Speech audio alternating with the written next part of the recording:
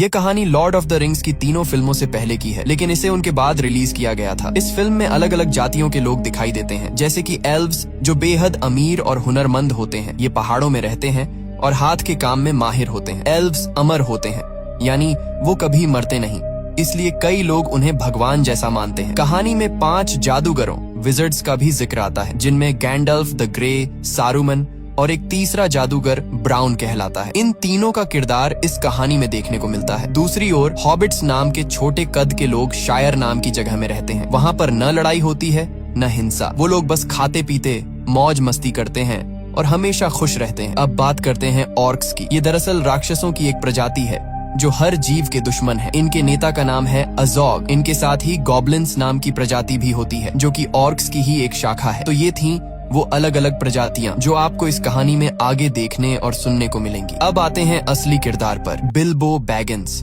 जो फ्रोडो का चाचा है। इस कहानी में बताया गया है कि बिल्बो की जिंदगी कैसी थी। कहानी की शुरुआत में उसे 11 साल का दिखाया गया है, जब वो अपनी जिंदगी की सारी बातें एक किताब में लिख रहा होता है ताकि उसका भतीजा फ्रोडो उसे पढ़ सके। इसके बाद कहानी 60 साल पीछे चली जाती है, उस वक्त की जब ड्वार्फ्स यानी बौने लोग पहाड़ों के अंदर अपने खूबसूरत शहरों में रहा करते थे। उनकी दुनिया इतनी शानदार थी कि देखने वालों को स्वर्ग जैसी लगती थी, और उन बौनों के राजा का नाम था थॉरिन ओकेनशील्ड। थोरिन का राजवंश पूरी तरह सुरक्षित था क्योंकि उसके बेटे और पोते दोनों जीवित थे। उस समय बौने लोग ड्वार्व्स दुनिया के सबसे अमीर प्रजाति माने जाते थे, क्योंकि उनके पहाड़ों के अंदर सोने की नदियां बहती थीं। उन्हें वहां हीरे, जवाहरात और कीमती पत्थर मिलते थे और वे इन्हें तराशने में बेहद कुशल कारीगर थे। एक दिन एक बौने को पहाड़ की गहराइयों में एक विशाल हीरा मिला। इस हीरे को हार्ट ऑफ द माउंटेन कहा गया। राजा थ्रोर ने इसे अपनी शाही ताकत और हक का प्रतीक बना दिया और इसका नाम रखा द किंग्स जूअल। कई सालों तक इस राज्य में सब कुछ शांति और समृद्धि से चलता रहा, लेकिन एक दिन उत्तर दिशा से एक भयानक ड्रैगन आ पहुंचा, जिसका नाम था स्माउग। यह ड्रैगन अपने मुंह से आग उगलता था और बेहद क्रूर व लालची था। उसने अपने रास्ते में आने वाले सभी शहरों को जला डाला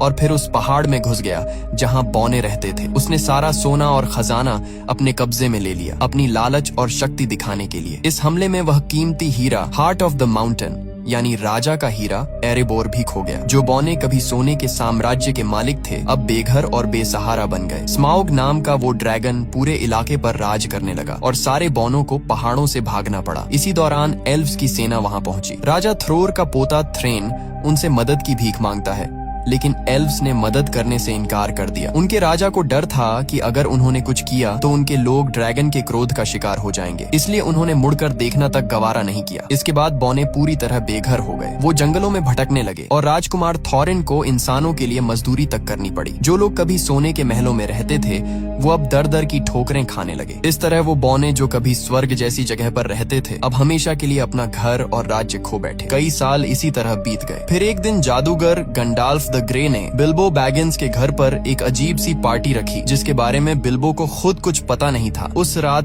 13 बौने, 13 ड्वार्व्स वहां पहुंचे, जिनमें थॉरिन ओकेनशील्ड भी शामिल था, जो राजा थ्रोर का पोता और बौनों का नेता था। पार्टी के दौरान उन्होंने बताया कि अब पंछी फिर से उन पहाड़ों की ओर लौटने लगे हैं जहां वे पहले रहा करते थे। एक भविष्यवाणी के अनुसार जब पंछी वापस एरेबोर की ओर लौटने लगे तो इसका मतलब होता है कि स्माउग नाम का ड्रैगन अपनी तबाही के अंत के करीब है। थॉरिन कहता है, अगर ये संकेत हमने देखा है तो दूसरों ने भी देखा होगा, और अब वे सब भी हमारे एरेबोर पर कब्जा करना चाहेंगे, जहां अनगिनत खजाने और सोना अब भी छिपा है। लेकिन हम ऐसा नहीं होने देंगे। हम स्माउग को मार गिराएंगे, उसे भगा देंगे और अपना घर, अपनी जमीन और अपना गर्व वापस हासिल करेंगे। तभी एक बौना कहता है, लेकिन तुम भूल रहे हो, पहाड़ का मुख्य दरवाजा तो बंद है, अंदर जाने का कोई रास्ता नहीं। तभी गैंडल्फ मुस्कुराता है और अपनी जेब से एक चाबी निकालकर कहता है, यह चाबी तुम्हारे पिता ने मुझे दी थी ताकि मैं इसे सुरक्षित रख सकूं। ये देखकर एक और बौना कहता है, अगर चाबी है तो जरूर कोई गुप्त दरवाजा भी होगा जिससे हम अंदर जा सकते हैं। गैंडल्फ द ग्रे कहता है, हाँ, पहाड़ की दीवारों के पास कुछ पुराने खंडहर हैं जहाँ से एक गुप्त रास्ता नीचे के कमरों तक जाता है, लेकिन उस दरवाजे को ढूंढना आसान नहीं होगा क्योंकि एरेबोर के दरवाजे हमेशा अदृश्य रहते हैं। इसके बाद गंडाल्फ एक नक्शा मैप निकालता है और कहता है, इस नक्शे में इसका जवाब छिपा है, शायद ये हमें बताए कि वह दरवाजा कहाँ है, लेकिन मुझे इसे पढ़ना नहीं आता। हालांकि मिडिल अर्थ में कुछ लोग हैं जो ऐसे नक्शे को पढ़ सकते हैं और इसके गुप्त संकेतों को समझ सकते हैं। हमें उनकी मदद लेनी होगी। गैंडल्फ आगे कहता है, इस सफर में बिल्बो बैगिंस भी हमारे साथ जाएगा, क्योंकि ड्रैगन स्मॉग बौनों की गंध को पहचानता है लेकिन हॉबिट्स की नहीं। इसलिए जब हमें पहाड़ के अंदर घुसना होगा तो बिल्बो हमारी सबसे बड़ी मदद करेगा। लेकिन बिल्बो डर जाता है। वो कहता है, नहीं, मैं नहीं जाऊंगा, वहाँ मेरी जान जा सकती है। अगर उस ड्रैगन ने मुंह से आग फेंकी तो मेरी हड्डियां तक पिघल जाएंगी। इसलिए वो साफ साफ मना कर देता है। मगर अगले दिन जब सभी बौने और गैंडल्फ रवाना हो जाते हैं तो बिल्बो को अचानक कुछ महसूस होता है। वो भागता हुआ उनके पीछे जाता है और उनके दिए हुए सहमति पत्र कॉन्ट्रैक्ट पर दस्तखत कर देता है। अब बिल्बो भी उन 13 बौनों की टोली का हिस्सा बन जाता है और सब मिलकर उस जगह की ओर निकल पड़ते हैं जहां ड्रैगन स्मॉग रहता है, यानी एरिबोर की दिशा में। पूरा दिन सफर करने के बाद रात को जब वो एक जगह आराम करने रुकते हैं तो उन्हें एहसास होता है कि चारों तरफ ऑर्क्स राक्षस घूम रहे हैं। तभी एक बुजुर्ग बौना अपनी पुरानी यादें सुनाने लगता है। वो कहता है, जब स्मॉग ने हमारे पहाड़ों पर कब्जा कर लिया था तब हमारे राजा ने अपनी पुरानी नगरी वापस लेने की कोशिश की थी, लेकिन उससे पहले ऑर्क्स की सेना आ पहुंची। उनका नेता बेहद भयानक और शक्तिशाली था। उसका नाम था आजोग। राजा थ्रॉर यानी थॉरिन के दादा ने उससे सीधे लड़ाई की, लेकिन अजोग ने उनका सिर काट दिया। इस सदमे से थॉरिन के पिता थ्रेन पागल हो गए और फिर कभी नहीं मिले। लेकिन थॉरिन ने हार नहीं मानी। उसने अजोग का मुकाबला बिना हथियार के किया और लंबी लड़ाई के बाद अपनी तलवार से अजोग का एक हाथ काट दिया। तब उस दानव को एहसास हुआ कि थॉरिन की नस्ल को मिटाना आसान नहीं है। मगर उस युद्ध में बौनों की पूरी सेना खत्म हो गई और कुछ ही बौने जिंदा बच पाए। फिर वह बौना गर्व से कहता है, उसी दिन मुझे समझ आया कि अगर कोई हमें दोबारा एकजुट कर सकता है तो वो सिर्फ थॉरिन ओकनशील्ड ही है। इसीलिए आज थॉरिन और उसके 12 साथी बौने अपने पहाड़ एरिबोर को वापस पाना चाहते हैं और गैंडल्फ जानता है कि ये उनका हक है, इसीलिए वो पूरी तरह उनके साथ है। अगली सुबह सब अपने सफर पर निकल पड़ते हैं। रास्ते में चलते हुए गंडाल्फ समझाता है, हम 5 जादूगर हैं, यानी 5 विजर्ड्स मेरी तरह। इनमें सबसे शक्तिशाली और बुद्धिमान है सारूमान द वाइट, उसके बाद 2 नीले ब्लू विजर्ड्स हैं और 5वां है राडागास्ट द ब्राउन, जो इंसानों से ज्यादा जानवरों से प्यार करता है, इसलिए वो हमेशा जंगलों में जानवरों के बीच ही रहता है। अब गैंडल्फ थोरिन से कहता है, हमें एल्व्स के पास जाना चाहिए, क्योंकि सिर्फ एल्व्स ही उस नक्शे को पढ़ सकते हैं जो मैंने तुम्हें दिया है। लेकिन थोरिन ओकनशील्ड, जो बौनों का राजकुमार है, एल्व्स से नफरत करता है। वो गुस्से में कहता है, जब हमें उनकी जरूरत थी, जब स्मॉग ने हमारा घर छीन लिया था, तब एल्व्स ने हमारी मदद नहीं की थी। अब मैं कभी उनके पास नहीं जाऊंगा। यह सुनकर गैंडल्फ नाराज हो जाता है और वहाँ से चला जाता है। उस रात सब उसी जगह डेरा डालकर रुकते हैं। तभी अंधेरे में 3 विशालकाय राक्षस ट्रोल्स वहाँ आ जाते हैं और उनके घोड़े चुरा ले जाते हैं। बौने डर जाते हैं, क्योंकि बिना घोड़ों के आगे का सफर नामुमकिन है। इसलिए वे बिल्बो को आगे भेजते हैं ताकि वो चुपके से जाकर घोड़े वापस लाए। लेकिन जैसे ही बिल्बो पास पहुँचता है, ट्रोल्स उसे पकड़ लेते हैं। अब हालत ये होती है कि सभी बौनों को पकड़ लिया जाता है और ट्रोल्स उन्हें आग पर भूनकर खाने की तैयारी करने लगते हैं। तभी उनमें से एक ट्रोल कहता है, जल्दी करो, सूरज निकलने वाला है। अगर सूरज की रोशनी हम पर पड़ी तो हम सब पत्थर बन जाएंगे। इसी बीच बिल्बो अपनी चालाकी दिखाता है। वो तीनों ट्रोल्स से बातों में उलझाने लगता है, उन्हें आपस में झगड़वाने लगता है ताकि वक्त निकल जाए। और जैसे ही सुबह की पहली किरणें निकलती हैं, उसी वक्त गैंडल्फ ऊंची चट्टान पर खड़ा होता है। वो अपनी जादुई छड़ी से उस चट्टान पर वार करता है और चट्टान टूटकर 2 हिस्सों में बंट जाती है। उसके पीछे से निकलती हुई सूरज की तेज किरणें सीधी ट्रोल्स पर पड़ती हैं और देखते ही देखते तीनों ट्रोल्स पत्थर बन जाते हैं। इस तरह बिल्बो की समझदारी और गैंडल्फ के जादू से सारे बौने बच जाते हैं और उनका सफर फिर से जारी होता है। आगे बढ़ते हुए गैंडल्फ का 5वां साथी उनके पास पहुंचता है, जिसका नाम है राडागास्ट द ब्राउन। वो भी एक जादूगर है, लेकिन बाकी सभी से बिल्कुल अलग। उसके कपड़े मिट्टी से सने होते हैं और उसके आसपास हमेशा जानवर और पक्षी घूमते रहते हैं। वो गैंडल्फ से घबराई हुई आवाज में कहता है, ग्रीनवुड बीमार हो गया है। ग्रीनवुड उस बड़े जंगल का नाम है। वो बताता है कि वहाँ अब पेड़ पौधे उगना बंद हो गए हैं और जंगल में अब भयानक मकड़ियाँ बस गई हैं। वो कहता है, ये सारी मकड़ियाँ डोल गुलदूर नाम की जगह से आई हैं। डोल गुलदूर दरअसल ग्रीनवुड के अंदर एक पुराना किला है जो कभी सौरॉन की शरण स्थली हुआ करता था। गैंडल्फ हैरान होकर कहता है, लेकिन वो तो अब वीरान पड़ा है। इस पर राडागास्ट जवाब देता है, नहीं गैंडल्फ, वो वीरान नहीं है, मैं खुद वहाँ गया था। उसकी आंखों में डर झलकता है। वहाँ एक काली परछाई है, एक प्राचीन राक्षस की आत्मा जो अंधेरे की दुनिया से आत्माओं को बुला सकती है। उसने मुझ पर हमला किया, लेकिन मैंने किसी तरह खुद को बचा लिया और तभी मैंने अंधेरे में उस छाया को देखा। वो सौरॉन की थी। इतना कहकर राडागास्ट एक अजीब सी तलवार निकालता है और गैंडल्फ को दिखाता है। वो कहता है, ये तलवार किसी इंसान की बनाई हुई नहीं है, ये जीवित दुनिया की नहीं, कुछ और है। गैंडल्फ उस तलवार को देखते ही समझ जाता है कि राडागास्ट सच कह रहा है। अंधकार फिर से लौट आया है। उसी वक्त आसमान से भेड़ियों की डरावनी हुआ हुआ सुनाई देती है। गैंडल्फ चौंक जाता है। ये वॉर्ग्स हैं। असल में ये भेड़िए नहीं बल्कि ऑर्क्स के शिकारी जानवर हैं जो उन्हें मारने और पकड़ने के लिए पीछा कर रहे थे। रादागास्ट तुरंत कहता है, मैं उन्हें अपनी तरफ खींच लूंगा, तुम सब भाग जाओ। वो अपनी जादुई स्लेज पर सवार होता है जो खरगोशों से खींची जाती है और ऑर्क्स और वॉर्ग्स उसका पीछा करने लगते हैं। इधर गैंडल्फ और बाकी बौने भागते हुए जमीन के नीचे बने एक सुरंग में घुस जाते हैं। पीछे से वॉर्ग्स उन पर झपटने ही वाले होते हैं, लेकिन वो सब किसी तरह सुरंग के अंदर गायब हो जाते हैं और फिलहाल के लिए अपनी जान बचा लेते हैं। तभी अचानक वहाँ एल्व्स आ पहुँचते हैं, तेज, खूबसूरत और बेहद घातक। कुछ ही पलों में वो सारे ऑर्क्स को खत्म कर देते हैं। इस लड़ाई से बचते हुए बौने, गैंडाल्फ और बिल्बो एक अंधेरी गुफा से निकलकर पहुँचते हैं एक जादुई और रहस्यमयी जगह, रिवेंडेल यानी एल्व्स की धरती। यही वो जगह थी जहां जाने का बिल्बो बैगिंस हमेशा से सपना देखता था, लेकिन थोरिन को वहां जाना बिल्कुल पसंद नहीं था। वो एल्व्स से नफरत करता था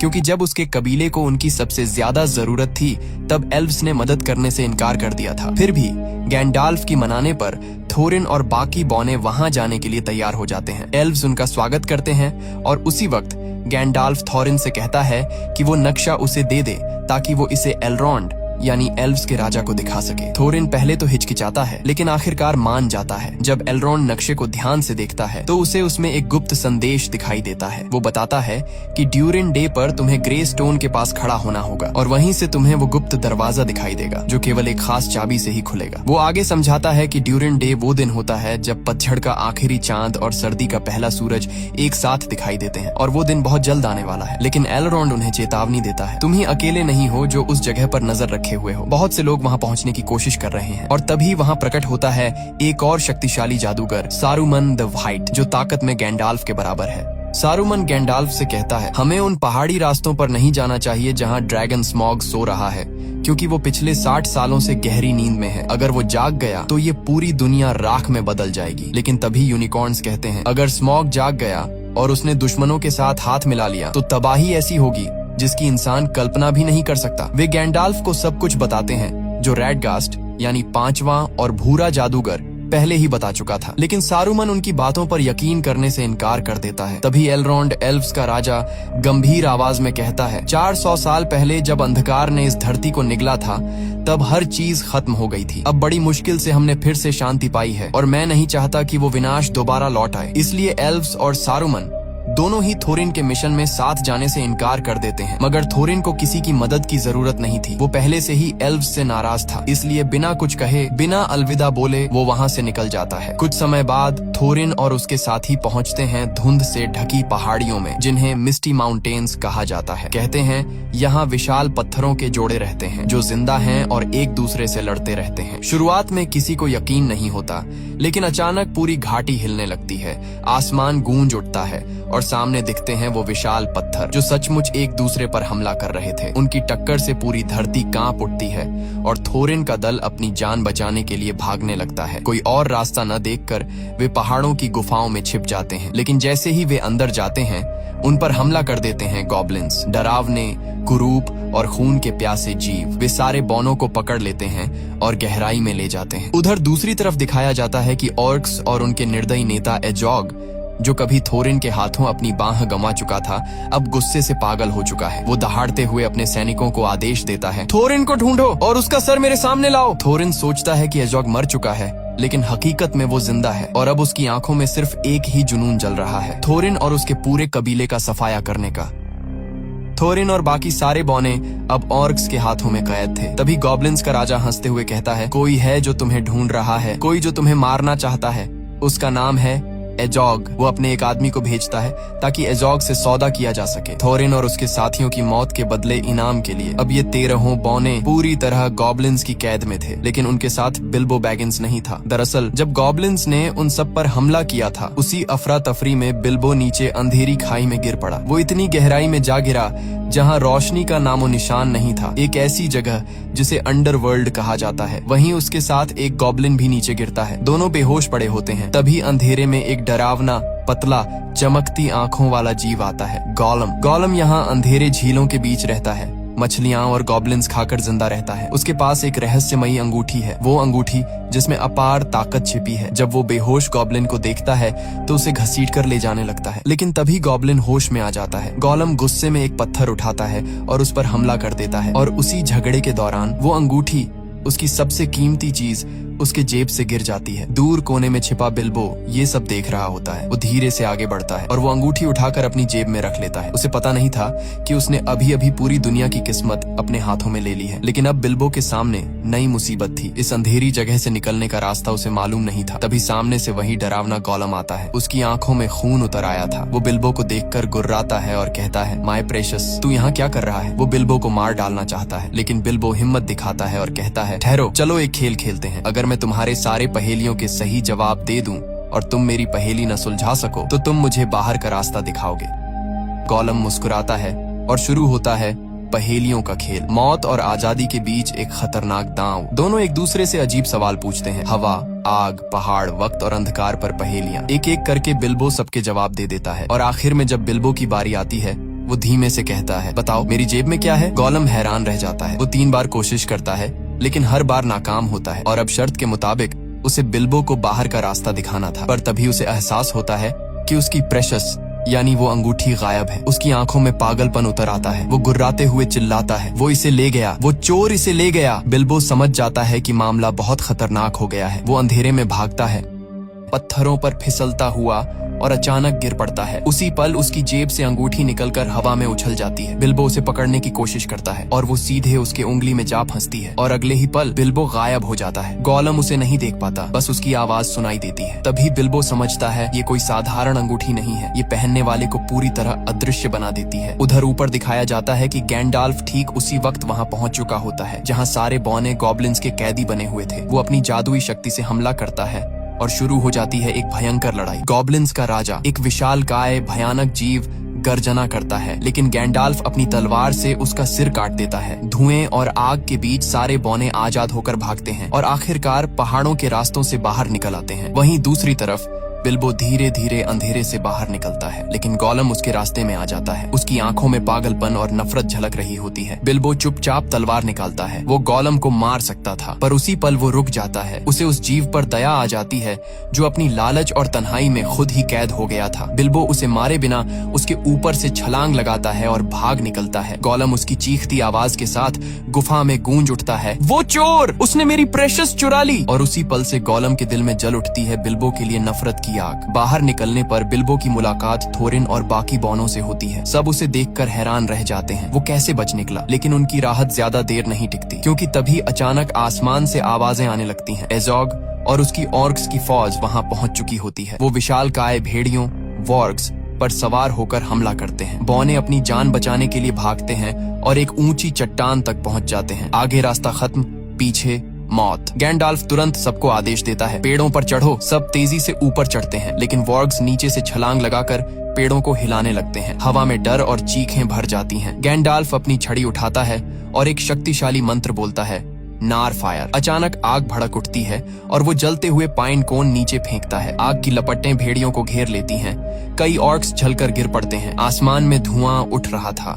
नीचे मौत थी और ऊपर टहनियों पर लटके थे थोरिन, बिल्बो और बाकी सारे बौने। और तभी कुछ ऐसा होने वाला था जो उनके भाग्य की दिशा हमेशा के लिए बदल देता। थोरिन और अजोग का आमना सामना फिर से होता है। थोरिन जैसे ही अजोग को देखता है, उसके गुस्से की कोई हद नहीं रहती, क्योंकि अजोग ने ही उसके दादा का सिर कलम किया था। वो गुस्से में अपनी तलवार निकालकर उस पर टूट पड़ता है, लेकिन अजोग बहुत ताकतवर होता है। उसका भेड़िया थोरिन को मुंह में दबोचकर जोर से फेंक देता है। अजोग अपने सैनिकों से कहता है कि थोरिन का सिर काट दो। तभी जब उसका आदमी तलवार उठाता है, बिल्बो बैगिंस उस पर हमला कर देता है, लेकिन बिल्बो इतने बड़े राक्षसों से मुकाबला नहीं कर सकता। उसके सामने 4 ऑर्क्स अपने अपने विशाल भेड़ियों पर सवार होकर उसकी ओर बढ़ रहे होते हैं ताकि उसे मार सकें। तभी बाकी बौने पेड़ों से नीचे उतरते हैं और उन पर हमला कर देते हैं, लेकिन ये ऑर्क्स बहुत ताकतवर होते हैं और बौनों के लिए उनका सामना करना मुश्किल पड़ता है। तभी आसमान से विशाल ईगल्स, गरुड़ जैसे विशाल पक्षी उतरते हैं। ये ईगल्स ऑर्क्स पर टूट पड़ते हैं, उन्हें अपनी तेज पंजों में पकड़कर हवा में उठा ले जाते हैं और नीचे गिरा देते हैं। इस तरह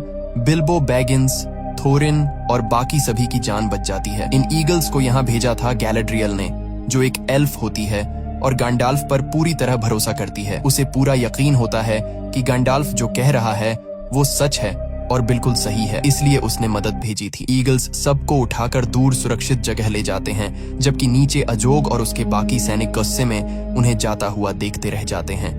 ईगल्स सबको एक सुरक्षित जगह पर उतार देते हैं। वहां थोरिन बिल्बो बैगिंस के पास आता है और कहता है, मैं हमेशा तुम्हारे खिलाफ था। मैं नहीं चाहता था कि तुम हमारे साथ आओ क्योंकि मुझे तुम पर भरोसा नहीं था, लेकिन अपनी जिंदगी में मैं कभी इतना गलत नहीं हुआ। इतना कहकर थोरिन बिल्बो बैगिंस को गले लगा लेता है। हालांकि बिल्बो बैगिंस के पास अब वह जादुई अंगूठी होती है, लेकिन वो इसके बारे में किसी को कुछ नहीं बताता। अब सबकी नजरें उस पहाड़ पर होती हैं, वही पहाड़ जो कभी बोनो का घर था, जहाँ वे शांति से रहते थे। लेकिन अब उसी पहाड़ के भीतर सो रहा है भयानक ड्रैगन स्मॉग, जिसने कभी इनसे उनका घर छीन लिया था। फिर कैमरा उस पहाड़ के अंदर दिखाता है, जहां स्मॉग, जो पिछले 60 सालों से गहरी नींद में था, अब अपनी आंखें खोल देता है और यहीं पर कहानी खत्म होती है। ये फिल्म 2012 में रिलीज हुई थी, जिसे IMDb पर 7.8/10 की रेटिंग मिली है।